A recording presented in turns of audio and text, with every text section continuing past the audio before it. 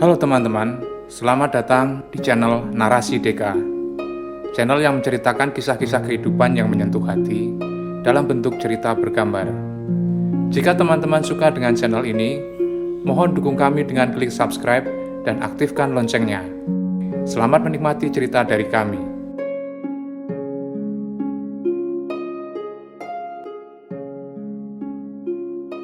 Zhangda adalah seorang anak di Cina yang sejak berusia 10 tahun ditinggal pergi oleh ibunya yang sudah tidak tahan lagi hidup bersama suaminya yang sakit keras dan miskin. Sejak hari itu, Zhangda hidup dengan seorang ayah yang sakit, tidak bisa bekerja dan tidak bisa berjalan. Kondisi ini memaksa seorang bocah yang belum genap berusia 10 tahun itu untuk mengambil tanggung jawabnya yang sangat besar. Ia harus sekolah, ia harus mencari makan untuk ayahnya dan juga untuk dirinya sendiri. Ia juga harus memikirkan obat-obatan untuk ayahnya yang pasti harganya tidak murah. Dalam kondisi yang seperti inilah, kisah luar biasa Zhangda dimulai.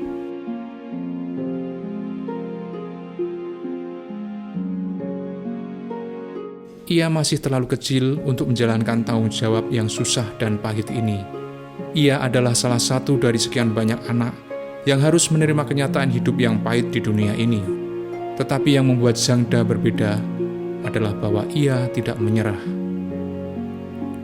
Zhangda selalu memegang pendiriannya bahwa hidup harus terus berjalan, tetapi tidak dengan melakukan kejahatan, melainkan memikul tanggung jawab untuk meneruskan kehidupannya. Ia tinggal di sebuah rumah kecil di sebuah desa. Sekolah adalah hal utama yang ia harus lakukan setelah merawat ayahnya. Meskipun harus berjalan kaki melewati hutan kecil untuk mencapai sekolahnya, ia tidak pernah mengeluh. Dalam perjalanannya pergi ke sekolah dan pulang ke rumah, itulah saat yang membuat dia semakin bertumbuh. Ia menemukan pengalaman-pengalaman baru.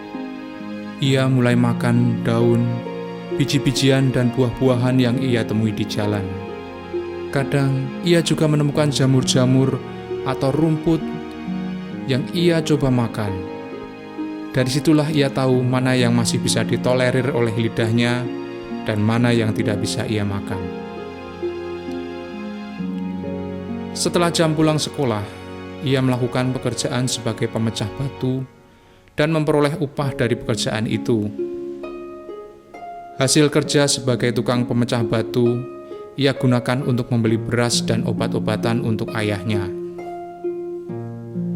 Setelah pulang dari bekerja, Zhangda kembali merawat ayahnya dan belajar. Ia harus menggendong ayahnya ke kamar kecil, menyeka dan memandikannya. Ia harus menyiapkan makanan untuk mereka berdua. Namun semua itu ia kerjakan dengan rasa tanggung jawab dan rasa kasih yang besar. Hidup seperti itulah yang ia jalani selama bertahun-tahun.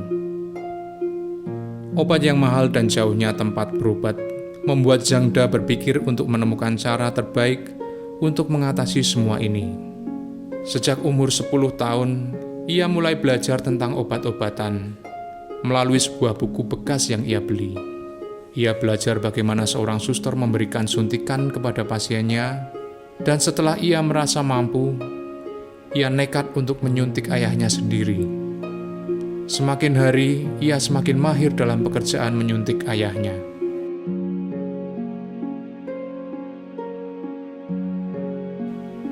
Cerita Zhangda ini berkembang menjadi sebuah berita yang besar di kota itu, sehingga pemerintah memberikan penghargaan kepadanya.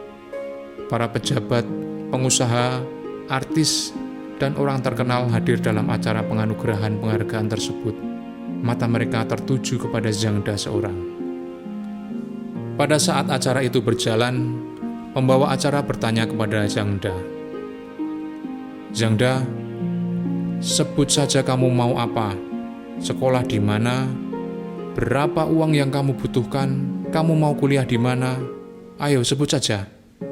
Pokoknya apa yang kamu idam-idamkan, sebut saja. Di sini banyak pejabat, pengusaha, dan orang terkenal yang hadir. Saat ini juga ada ratusan orang yang sedang melihat kamu melalui layar televisi. Mereka semua bisa membantumu. Zhangda pun terdiam dan tidak menjawab apa-apa. Pembawa acara pun bertanya kepadanya lagi. Ayo, sebut saja. Mereka semua bisa membantumu. Beberapa menit Zhangda masih diam. Lalu dengan suara bergetar ia pun menjawab, Aku mau Mama kembali.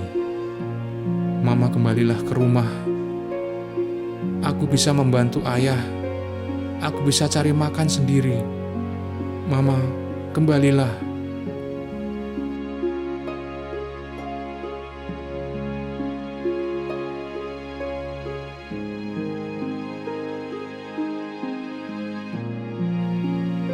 Semua yang hadir pun spontan menitikkan air mata karena terharu. Tidak ada yang menyangka akan apa yang keluar dari bibirnya. Mengapa ia tidak meminta kemudahan untuk pengobatan ayahnya, atau uang yang cukup untuk meringankan hidupnya, dan sebagai bekal untuk masa depannya? Mengapa ia tidak minta rumah kecil yang dekat dengan rumah sakit? Mengapa ia tidak minta sebuah kartu kemudahan dari pemerintah, agar ketika ia membutuhkannya, pasti semua akan membantunya? Mungkin apa yang dimintanya, itulah yang paling utama bagi dirinya.